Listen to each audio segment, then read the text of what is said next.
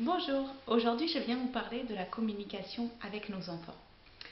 Nos enfants, on les aime, c'est sûr, mais en même temps, qu'est-ce qui nous puise comme énergie?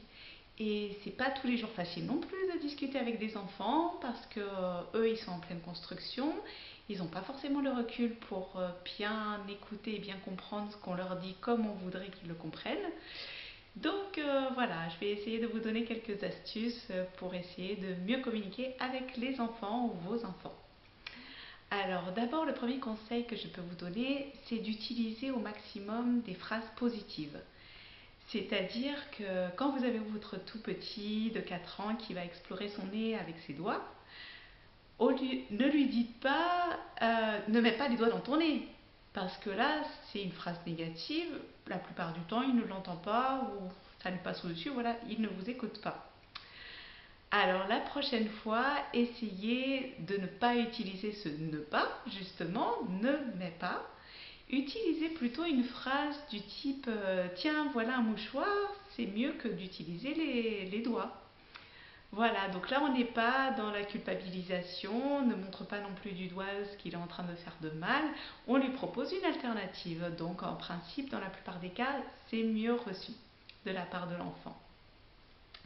Ensuite, deuxième chose, essayez de différencier bien le fait de l'enfant lui-même.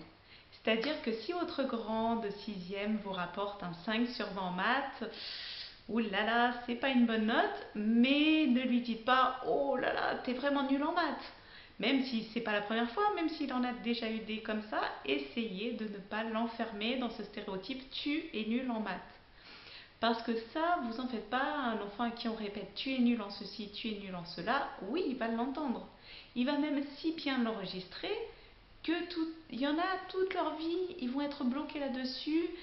Et vous connaissez peut-être autour de vous des adultes qui n'osent pas faire certaines choses parce que quand ils étaient enfants, on leur a dit tu es nul en ceci, tu es nul en cela, et du coup ils restent bloqués.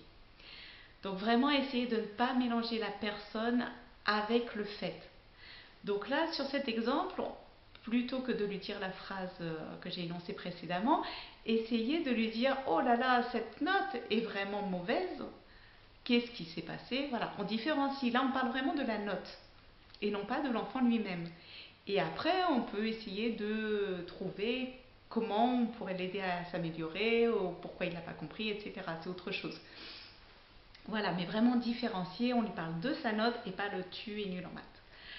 Bon, je sais qu'après, quand on a commencé sa journée, on est levé depuis 6 heures du matin, on a fait sa journée de boulot, on rentre, alors on est peut-être passé aussi faire les courses pour éviter d'entendre le maman, il n'y a rien à manger dans le frigo.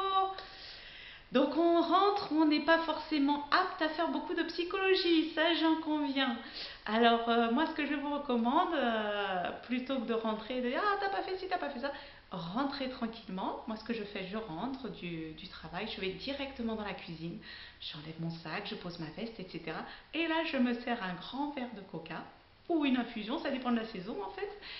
Je sirote mon petit verre de coca pendant quelques minutes et ensuite je vais les voir et là je suis beaucoup plus à même de leur demander s'ils ont passé une bonne journée, s'ils ont fait leur devoir et je vais être un peu plus compréhensive si j'entends des réponses qui ne sont pas celles que j'attends.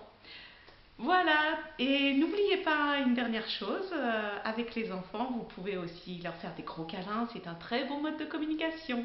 Merci, à bientôt.